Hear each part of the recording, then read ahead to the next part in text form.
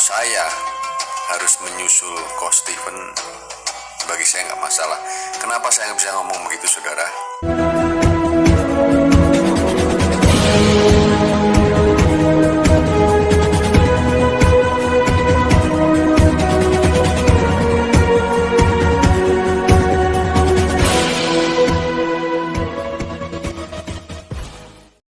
Ya, shalom bagi kita semua dimanapun kita berada pada saat ini. Kiranya kita semua tetap berada dalam keadaan sehat dan apapun yang merupakan aktivitas kita sepanjang hari ini, kiranya Tuhan Yesus memberkati. Dan kembali berjumpa lagi di channel kita ini, yaitu Zimayan Yasin. Terima kasih buat teman-teman semua dan juga para sahabat yang sudah mendukung perkembangan channel ini dengan setia. Dan kiranya kita tetap menggunakannya untuk menjadi berkat bagi semua orang. Nah teman-teman, pada video kali ini saya membahas di mana Ustadz Agustan yang kemarin menaruh Alkitab di pantatnya dan kemudian dia kentut. Kali ini dia sudah menyampaikan sesuatu hal yang merupakan persiapan dirinya. Dia sudah mulai mencari-cari makam ya untuk dia, dan kemudian dia berkata bahwa kalau misalnya pun dia menyusul Coach Stephen Indawibowo, itu dia tidak takut, artinya dia sudah siap. Teman-teman, sebelumnya mari kita simak videonya yang berikut ini. Nah, saya juga udah mulai cari-cari makam yang bisa bersebelahan, maksudnya beli paket gitu ya. Saya pengennya sih sebelah sama mama dan saya. Kalau di kota kayaknya sudah berat ya. Kemarin saya coba-coba cari di ya rada jauh ya, nggak apa-apa. Kemungkinan di Cikalong ya. Sahabat saya hubungi, kok Agus ini terlalu dini katanya. Ya nggak apa-apa, kita persiapan kapanpun itu, seperti firman Allah, hendaklah engkau mati dalam keadaan Islam. Wala tamutuna illa wa antum muslimun. Ya, ini yang sudah kita pegang begitu loh ya, janji Allah ini. Ya mudah-mudahan Allah tambahkan. Kalau toh saya harus menyusul Coach Stephen, bagi saya nggak masalah. Kenapa saya nggak bisa ngomong begitu, saudara? Yang tahu kondisi badan saya ini saya ya. Kenapa saya merancang ini? Supaya tidak ada ketakutan sedikit pun, supaya tidak ada kekhawatiran sedikit pun atas maut, atas kematian itu, saudara. Tidak ada. Itu.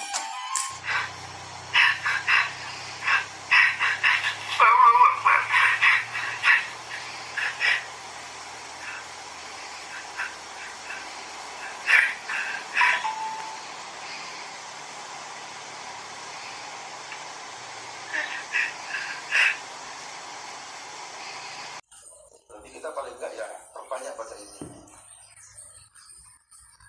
Mudah-mudahan bisa diambil hikmahnya. Nah, jadi itu dia videonya teman-teman ya. Kita sudah mendengarkan ada beberapa poin menurut saya yang sudah dia sampaikan. Yang pertama, dia sudah mulai mencari-cari makam ya. Dia sudah mulai memesan satu paket yang bisa bersebelahan. Ya mungkin rencananya yang satunya untuk dia, yang satunya untuk orang tuanya. Dia yang bilang ya, bukan saya. Dan yang kedua, dia berkata kalau misalnya pun dia menyusul Coach Stephen Indawibowo, dia sudah siap. Dan yang ketiga, dia berkata bahwa kiranya dia tidak takut menghadapi maut itu atau kematian itu.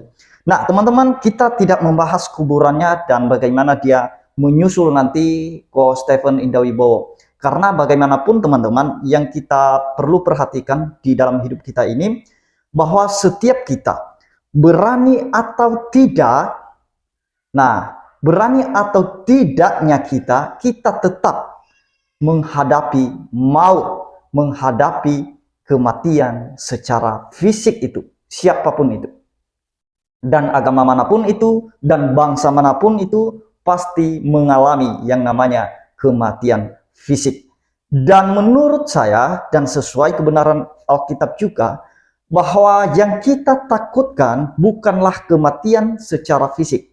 Kalau dia berkata tadi, ya dia tidak takut ya untuk menghadapi kematian secara fisik itu. Ya menurut saya bukan itu yang perlu ditakuti. Nah, melainkan yang perlu kita takutkan ini teman-teman, setelah kematian secara fisik ini. Karena kita tahu kita menghadap siapa setelah kematian secara fisik ini. Nah, karena semua orang yang namanya mati fisik itu pasti tidak ada yang takut. Nah, bahkan kalau kita lihat ada yang rela bunuh diri, gantung diri. Kenapa? Karena mereka tidak takut untuk mati dan sudah siap untuk itu. Nah, namun yang kita takutkan ini bukanlah itu, melainkan penghakiman. Ketika kita mati secara fisik, lalu kita menghadap kepada sang hakim itu, yaitu Yesus Kristus. Dialah yang mengumpulkan segala bangsa, dikumpulkan semua itu di hadapannya, dan kemudian dia menghakimi. Tuhan Yesus yang menghakimi seluruh bangsa, semua bangsa di bumi ini.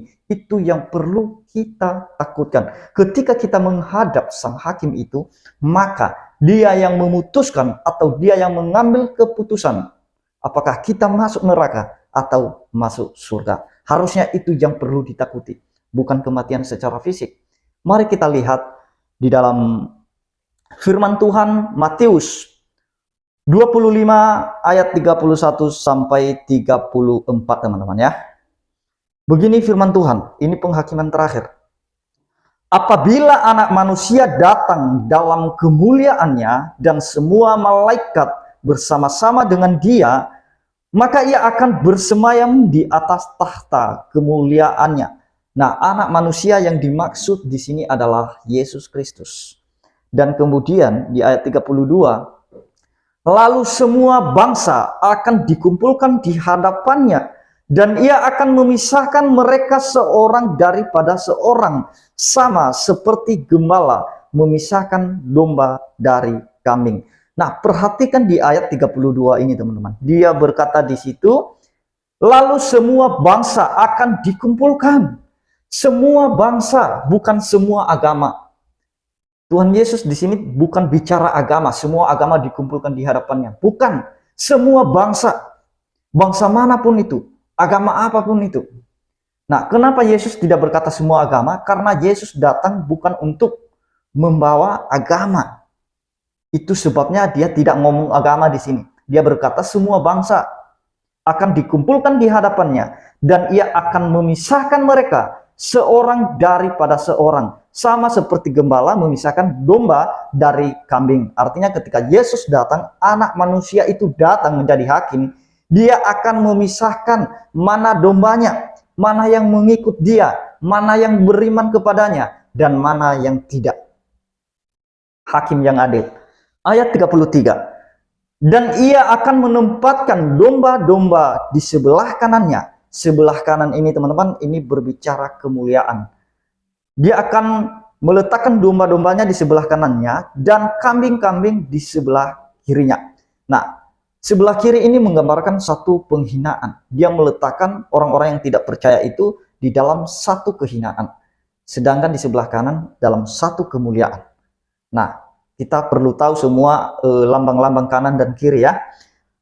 Ayat 34. Dan raja itu akan berkata, Yesus yang sebagai raja berkata kepada mereka yang di sebelah kanannya, mari hai kamu yang diberkati oleh Bapakku, terimalah kerajaan yang telah disediakan bagimu sejak dunia dijadikan.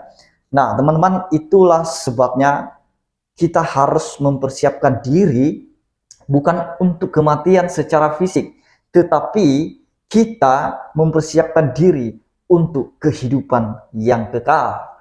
Apa kata Tuhan Yesus dalam firman-Nya? Barang siapa yang percaya, dia akan memperoleh hidup yang kekal. Dan bahkan tidak ada seorang pun yang datang kepada Bapa kalau tidak melalui Yesus. Nah, sudah jelas dia jalan.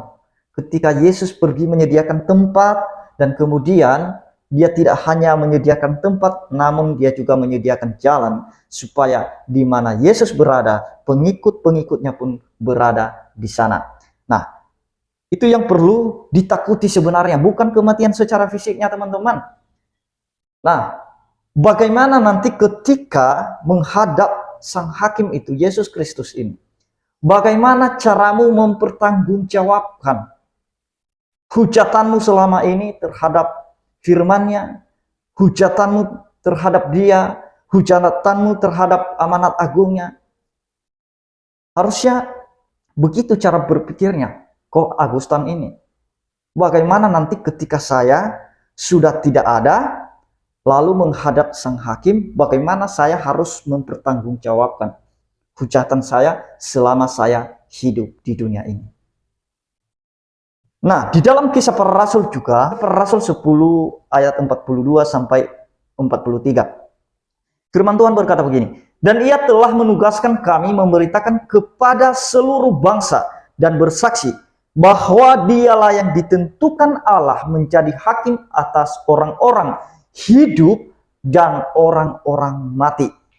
Tentang dialah semua nabi bersaksi bahwa barang siapa percaya kepadanya, ia akan mendapat pengampunan dosa oleh karena namanya." Ini sesuai dengan Lukas, di Lukas 24, bahwa di dalam nama Yesus ada berita pengampunan dosa, dan itulah yang disaksikan kepada seluruh bangsa supaya mereka mendapat pengampunan.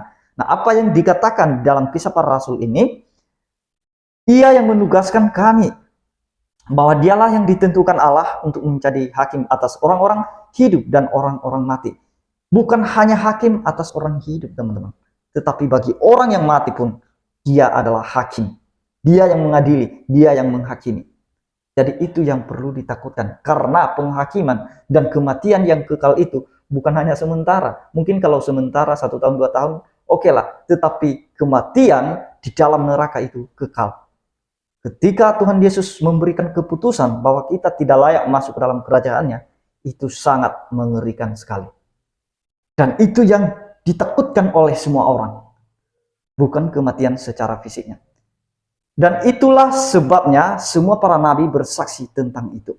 Sama seperti halnya perumpamaan yang pernah disampaikan oleh Yesus ketika ada orang kaya dan ada seorang Lazarus. Nah, ketika orang kaya ini ada dalam tempat penyiksaan, maka mulai dia menyesal di situ. Sudah terlambat, menyesal. Nah, dia berkata kepada Abraham, "Sampaikanlah kepada mereka supaya mereka jangan sampai ke tempat ini. Sampaikanlah kepada keluarga-keluarga saya yang masih hidup, supaya mereka jangan masuk ke tempat penyiksaan ini." Apa kata Abraham? Kitab Nabi Musa sudah ada pada mereka. Ya, mereka pasti percaya kalau membuka hati. Nah, jadi itulah sebabnya kita selama hidup, jangan kita mengabaikan firman Tuhan. Ketika diberitakan, disaksikan kepada kita, ya kita harus meresponi, membuka hati, supaya kita percaya dan mendapat pengampunan dosa. Nah, orang kaya berkata, "Sampaikan kepada keluarga saya, masih ada keluarga saya." Nah, apa kata Abraham? Kesaksian para nabi sudah mereka dengar. Nah, kalau mereka tidak mau masuk ke tempat kamu itu, ya harus mereka percaya pada kesaksian para nabi tentang keselamatan itu. Jadi itu yang mau saya sampaikan. Sekali lagi teman-teman, yang kita takutkan bukanlah kematian secara fisik. Karena berani atau tidak, kita tetap menghadapi kematian secara fisik ini. Tetapi yang perlu kita takutkan adalah hal-hal yang mengerikan. Apa itu? Kematian yang kekal ketika kita menghadap sang hakim itu. Bagaimana mempertanggungjawabkannya. Demikian yang saya sampaikan, kiranya Tuhan Yesus memberkati kita semua. Shalom.